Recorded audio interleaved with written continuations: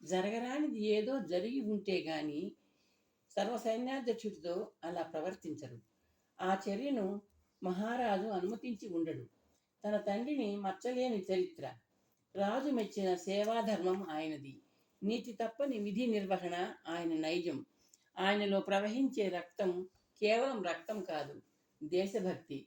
ఇతర రాజ్యాల సైన్యాధిపతులు ఆదర్శంగా తీసుకునే నైపుణ్యం, ధైర్య సాహసాలు, వ్యూహ రచనా విధానం ఆయన సొంతం. అస్వస్థతతో ఉన్న తండ్రిని ఎందుకు అపరాధిలా అవమానిస్తూ తీసుకెళ్లారు? ఏం జరిగింది? దీప, ఇటీవల నాన్నగారు ఎందుకైనా పశ్చాత్తాపడుతున్నట్టు కనిపించారా? దీపాంకుర తల అడ్డంగా ఊపింది. లేదు, తప్పు చేస్తేగా అన్నాయ్ పశ్చాత్తాపడడానికి. నాన్న తప్పులు చేయడుగా. నంది తల ఊపుతూ మందిరం లోపలికి వెళ్ళాడు. కాసేపట్లో జలపాత్రతో తిరిగి వచ్చాడు. పాత్రను దీపాంకురకు అందించాడు. దాహం తీర్చుకో అన్నాడు. దీపాంకుర గడగడా నీళ్లు తాగి పాత్రను అన్నకు అందించింది. అన్నాయ్, నాన్నను తీసుకెళ్లారు. మన కోసం వచ్చారు. భటుల మాటల్ని బట్టి రాజుగారు మనిద్దరినీ బంధించి తీసుకురమ్మని ఆజ్ఞాపించారని నాకు అర్థమైంది. ఎందుకు? దీపాంకుర తలెత్తి నంది కళ్ళల్లోకి చూస్తూ అమాయకంగా అడిగింది. నంది తలవాల్చి చెల్లెలి ముఖంలోకి చూశాడు. ఏదో పొరపాటు జరిగింది దీప, భయపడకు. ఒకడు మనల్ని బంధించడం ఏమిటి? మనమే స్వయంగా రాజుగారి ముందుకు వెళ్దాం పద. అన్నాయ్, నాకు భయం. భయం కాపాడదు, కాపాడేది ధైర్యమే. నీకు 2 దుర్భేద్యమైన కంచు కవచాలున్నాయి. ఒకటి నాన్న, ఒకటి అన్న. రా వెళ్దాం. నంది దీపాంకుర చేయి పట్టుకొని భవనంలోంచి వెలుపలికి నడిచాడు. మృదంగాల లయ విన్యాసంలా వినవస్తున్న గుర్రాల గిట్టల చప్పుడు వింటూ గుమ్మం ముందున్న మెట్ల మీద ఆగాడు నంది. దీపాంకుర భయం భయంగా చూస్తూ అతని దగ్గరగా చేరింది.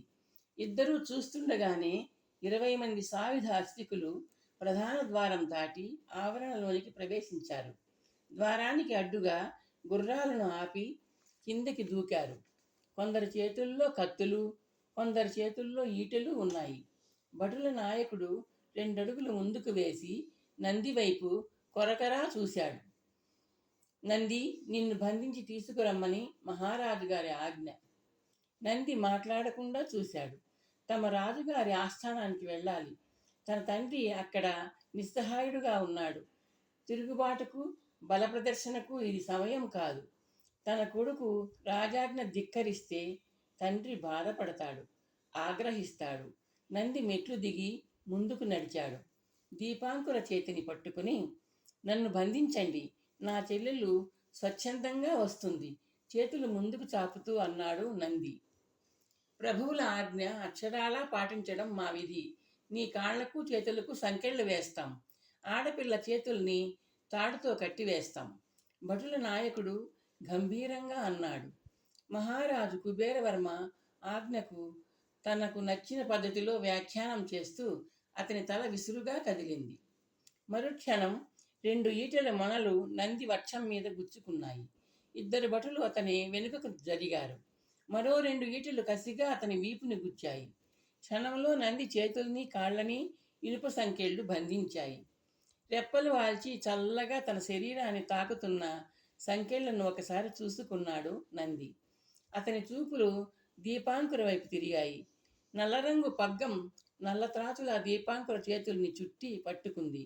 రాజవీధి గుండా ఊరేగింపు, అపరాధుల ఊరేగింపు ప్రారంభమైంది.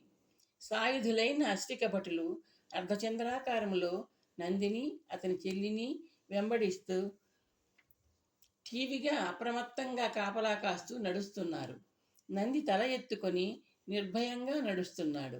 దీపాంకుర తల కిందకు వాలి ఉంది. వీధికి ఇరువైపులా బొమ్మల్లా నిల్చున్న జనం ఆశ్చర్యంగా చూస్తున్నారు. ఒకే ఒక ప్రశ్న అందరి మెదళ్లను సమాధానం కోసం అన్వేషిస్తోంది. సువిశాలమైన సభాభవనంలోకి నంది, దీపాంకురలను ప్రవేశపెట్టారు. మహారాజు కుబేరవర్మ చూపులు, సాగరామాత్యుడి చూపులు సభాభవనం ఇరువైపులా వరుసలుగా ఆసనాల మీద కూర్చున్న రాజోద్యోగుల చూపులు వాళ్ళిద్దరి మీదే ఉన్నాయి.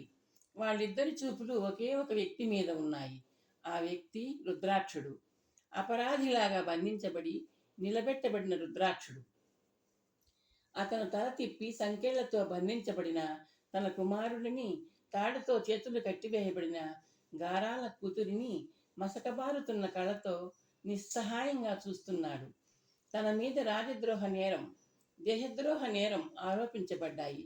మరి నంది మీద, దీపాంకుర మీద వేదాంతులైన కవులు రాజును సేవించరాదని, దైవాన్ని సేవించాలని అందుకే చెప్పారు. నంది దగ్గరగా అడుగులు వేస్తున్నాడు.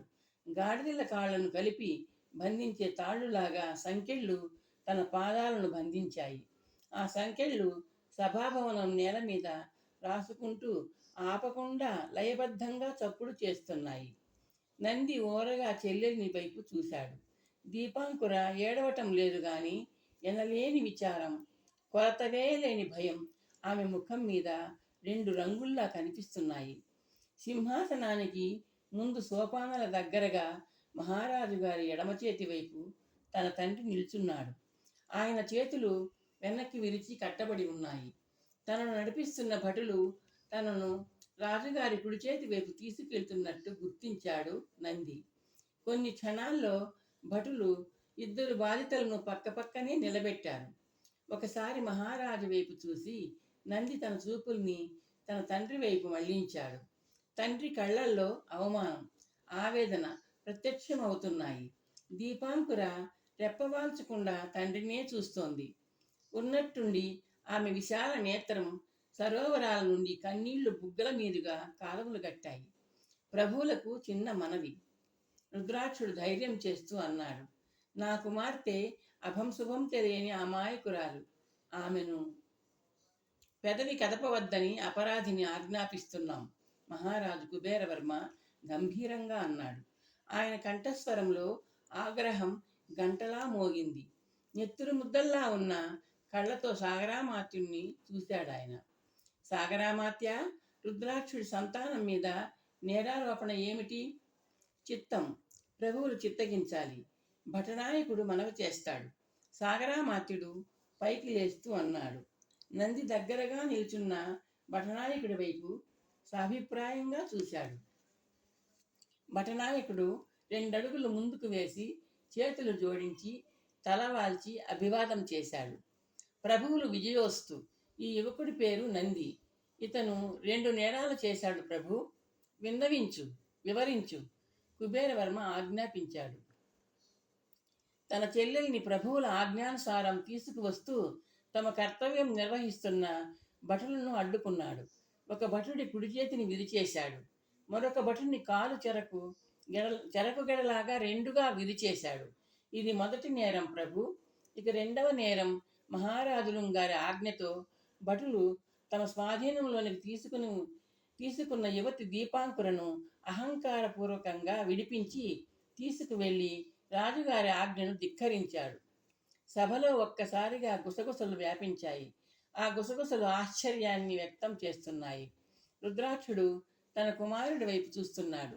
నంది చూపులు తన తండ్రి ముఖం మీదే ఉన్నాయి. తండ్రి ముఖం మీద ఆశ్చర్యం, ఆవేదన. రుద్రాక్షుడు వేడిగా నిట్టూర్చాడు. నంది మానసిక సమతుల్యం కలిగిన యువకుడు. తొందరపడి సాహసాలు చేయడు. భటుల కాళ్ళు చేతులు విరగ్గొట్టడం చిన్న నేరం కాదు, తనకు తెలుసు. కానీ ఏ నేరము చేయకుండానే కేవలం తన సంతానంగా జన్మించిన నేరానికి మహారాజు తన బిడ్డల్ని రాజద్రోహులుగా పరిగణించాడు. తన కుటుంబాన్ని రాజద్రోహ పరివారం అన్నాడు. అందుకు శిక్ష వేరుగా ఉండేది. ఇప్పుడు భటులను దండించినందుకు శిక్ష వేరుగా ఉంటుంది. రుద్రాక్షుడిలో సలుపు పుట్టించే ఆలోచనలు సాగుతున్నాయి. మహామంత్రి, ఈ పొగరబోతు యువకుడి అపరాధాలు మహారాజు కుబేరవర్మ సాభిప్రాయంగా అన్నాడు. సాధారణమైన అపరాధాలు కావు ప్రభు, తీవ్రమైనవే, సాగరామాత్యుడు అన్నాడు. కుబేరవర్మ తల పంకించాడు. సత్యార్థ్యాలకు సన్మానాలు, అపరాధాలకు శిక్షలు మా విధానం. ఇందులో తరతమ భేదాలకు, స్వపర భేదాలకు తావులేదు. ముందుగా రుద్రాక్షుడు తరతరాలుగా శతాబ్దాలుగా మా వంశపాలనలో ఉన్న కామరూప సామ్రాజ్యాన్ని హస్తగతం చేసుకోవాలన్న దురాలోచన చేశాడు. రాజ్యాన్ని ప్రజలను పణంగా పెట్టాడు. ముఖ్యంగా మా తలను తప్పించి సింహాసనం అధిష్ఠించే దారుణమైన పథకం వేశాడు. శత్రురాజుతో చేతులు కలిపాడు.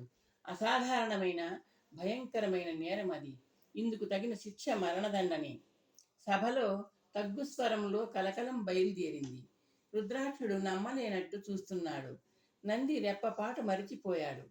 తన తండ్రి జీవితాన్నే కుబేరవర్మ మహారాజుకు అంకితం చేసిన విశ్వాసపాత్రుడు శత్రురాజుతో చేతులు కలిపాడా? కామరూప రాజ్య కిరీటాన్ని ఆశించాడా?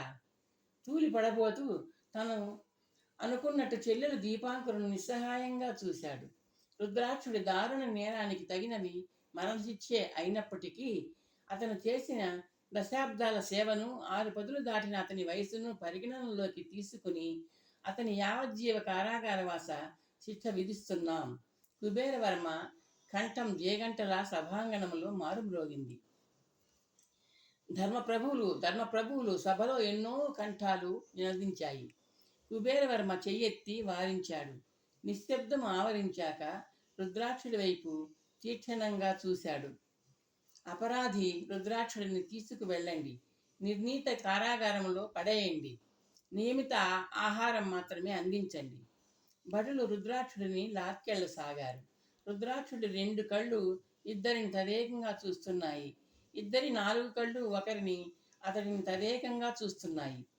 తల వెనక్కి మళ్లించి తన సంతానాన్ని దయనీయంగా చూస్తున్న రుద్రాక్షుడిని భటులు సభాంగణం నిలుపలికి తీసుకెళ్లిపోయారు. మహామంత్రి!